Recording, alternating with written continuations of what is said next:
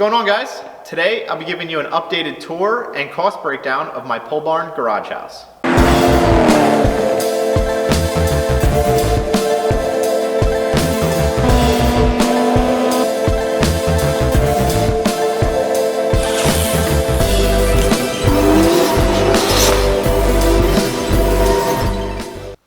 Alright guys, so I wanted to do an updated house tour. It's been about a year since I did my last house tour, and a lot has changed since then. I did have some people interested in my specific house plans after the first video, so I posted those for sale on Cordero.com. I will post a link to that below if you're interested. So this video will have some overlap to the first tour video, but I'll mostly be focusing on all the changes.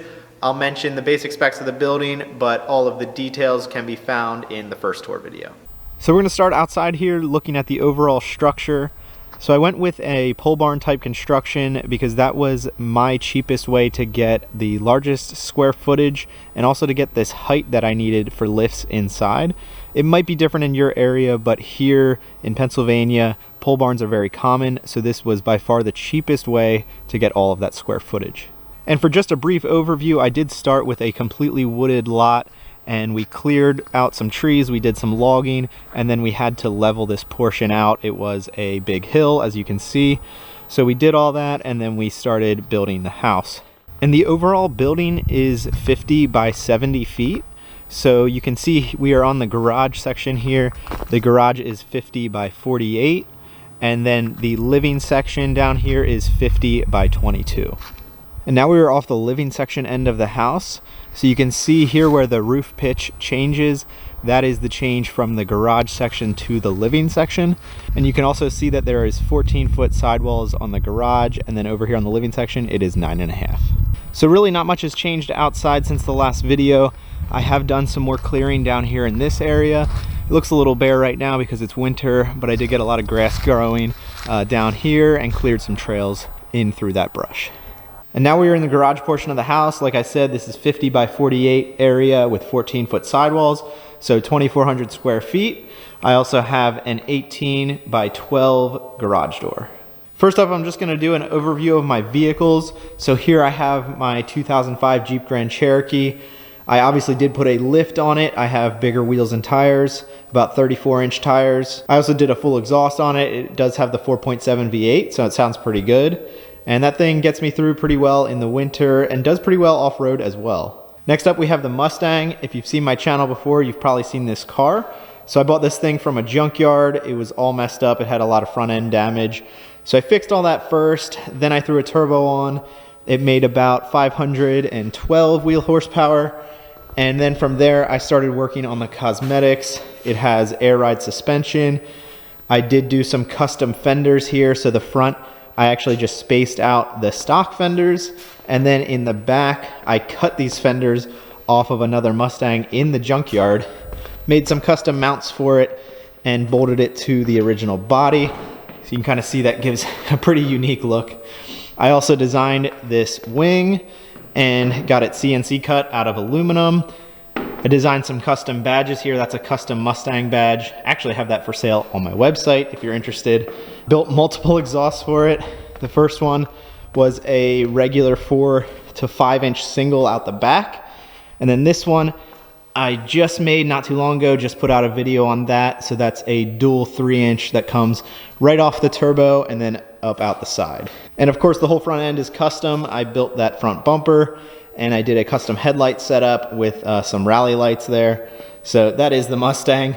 It has come a long way. There's some more to do on it still, but I have shifted some focus over to a new project. Now next up is the daily driver. So this is a 2000 BMW 328 Ci. It is my only stock car.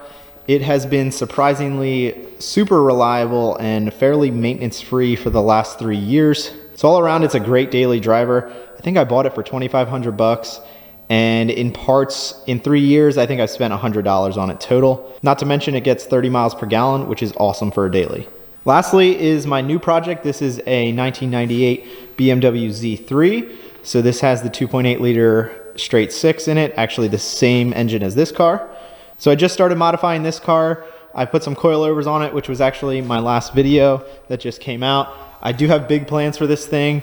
I've wanted to do a small, nimble car for a while, so I plan to make this thing pretty fast and also handle great as well. All right, so now I'll get some of these cars out of the way so I can talk about the rest of the garage.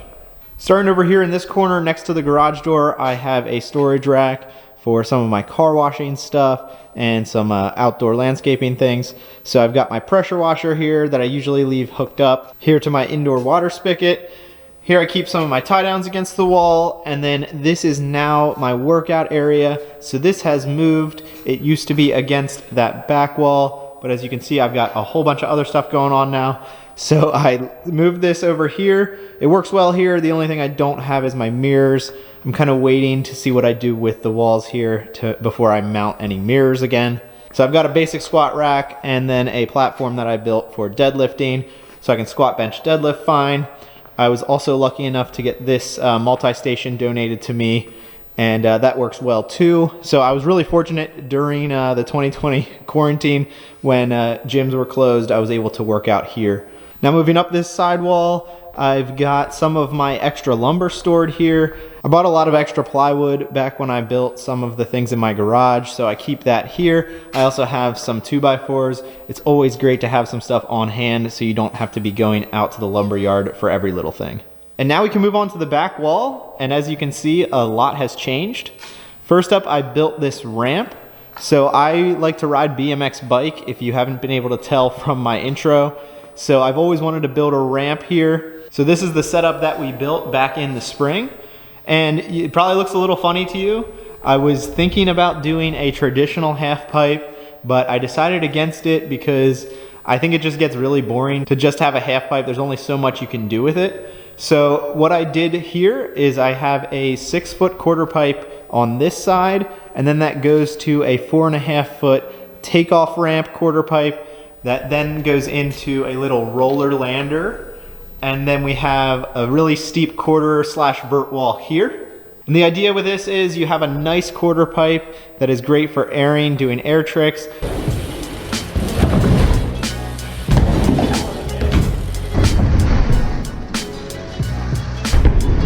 And then you also have this little flyout section to do any type of little flyout tricks. And then this vert wall is here really just to stop you because this is such a tight setup. So it will stop you and turn you around so then you can keep riding the ramp. And after having this now for about 6 months, I would say I'm really happy I went this route versus a traditional half pipe. It was definitely a challenge to learn to ride because of how tight everything is, but once you do, it's a lot of fun.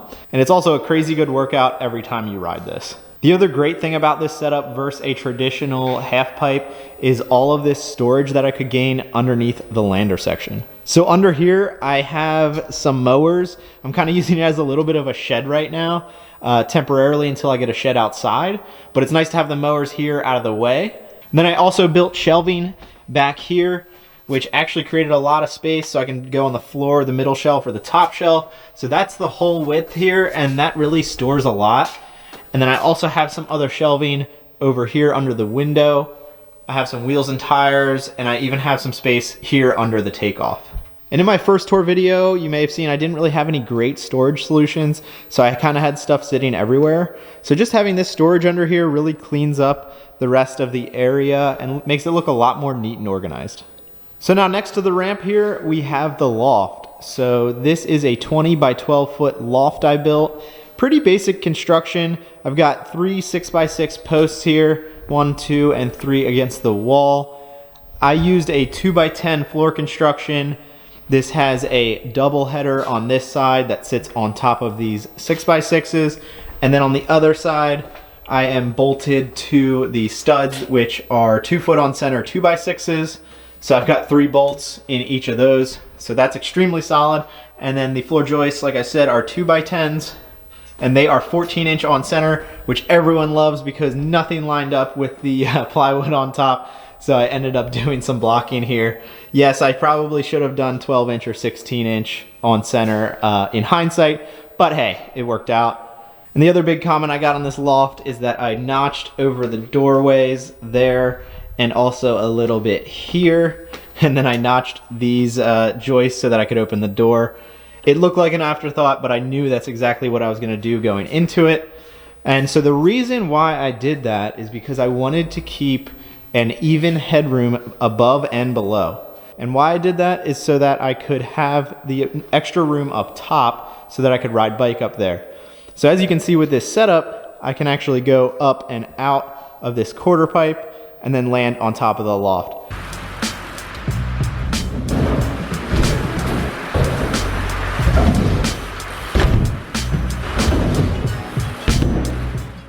And so after I got the ramp and loft built, I built these stairs, and that is why I have this little notch cut out. I did that so I had enough room on the loft to attach the stairs.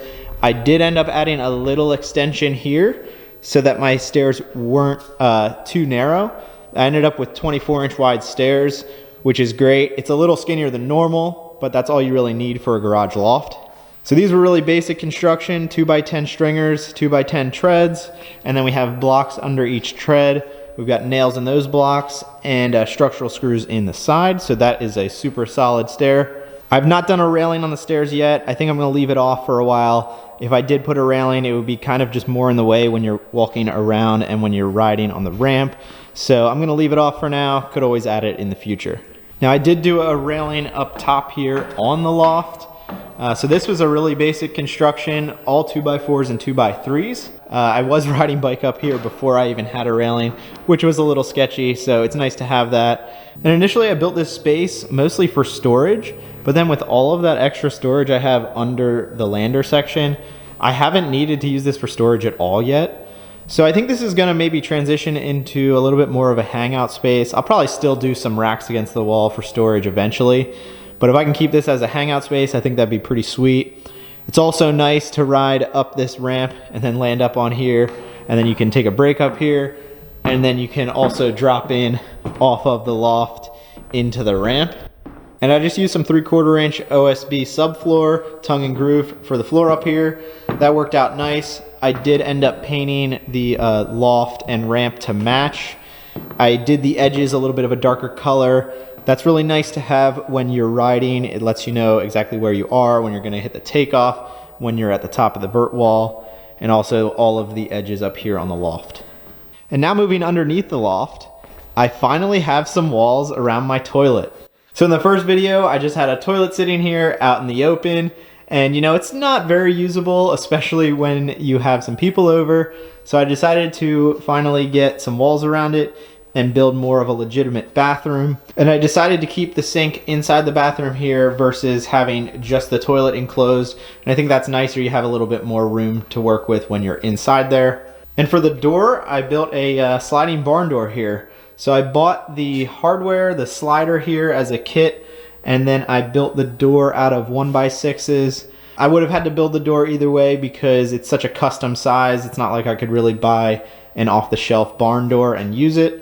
So that came out really well. I ended up just using polyurethane on the wood because I liked the contrast with the walls.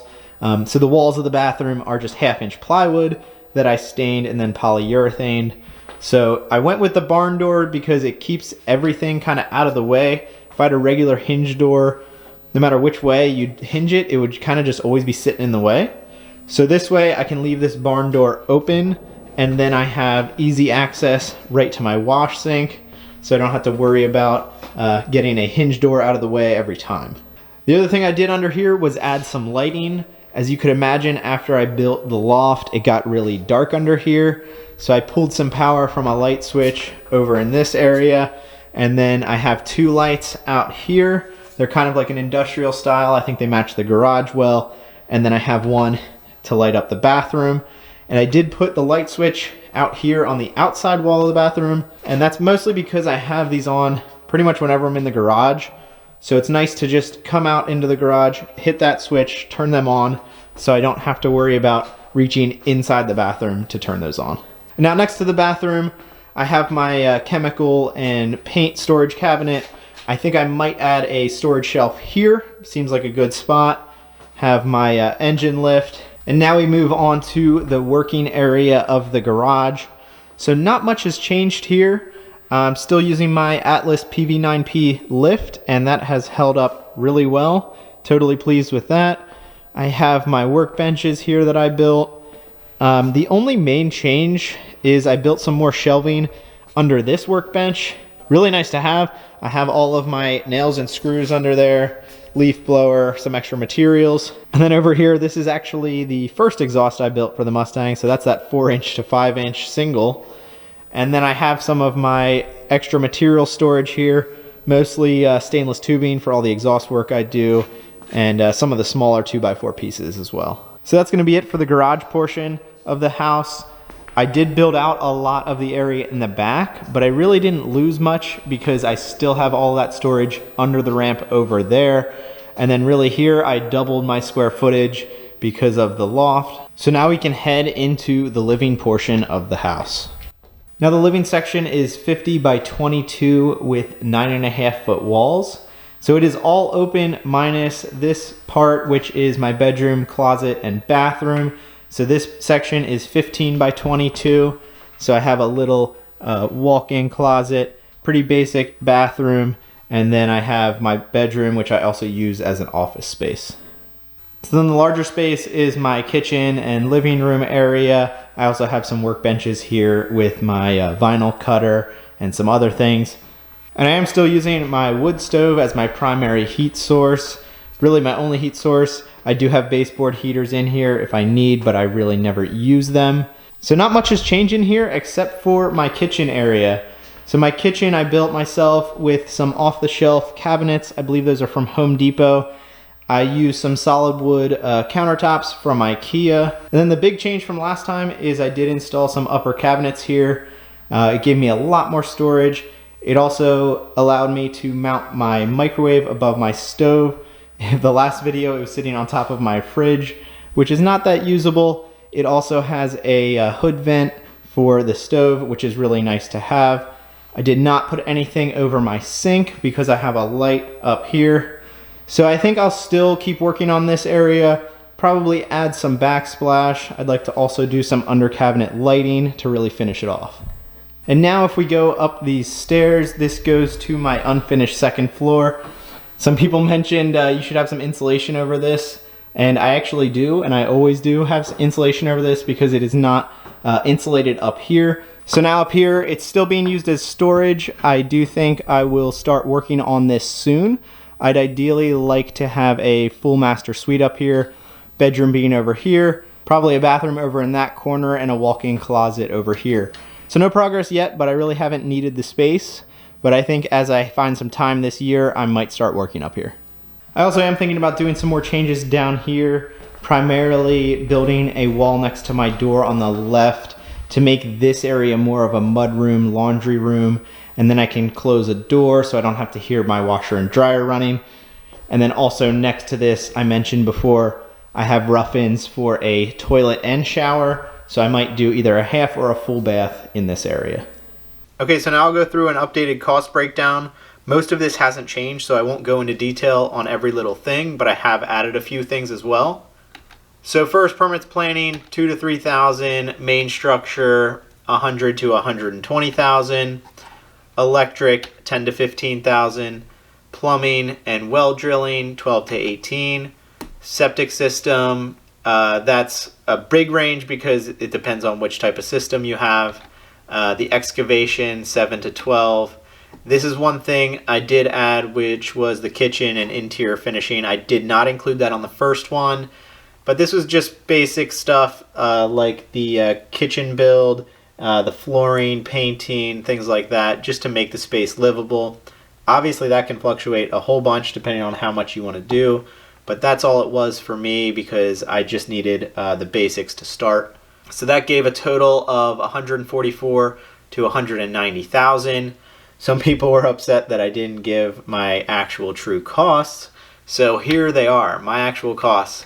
Like I said on the first one, land is completely location dependent. It's pretty pointless for me to tell you, but here you go. My land was $60,000. Now that was 6 years ago at this point. Land has definitely increased in value. Again, totally location dependent, but I paid $60,000. And then my actual cost for my building was right at $170,000. So of those estimates, I was toward the middle of each one, and that's kind of why I gave that estimate that I did. So there you go. My actual cost land was $60,000 and my building was $170,000. All right, guys, so that was my updated tour. A lot has changed in the last year, and I hope to continue to make progress this coming year. I did learn a lot, especially by the loft and the ramp build. I'd never done carpentry to that scale before. And if you have any questions, leave me a comment and I'll get back to you. If you'd like to see some of the more detailed specs and design considerations I made when building my house, check out the first tour video. I'll put a link around here. And so that's going to be it for today. Thanks for watching.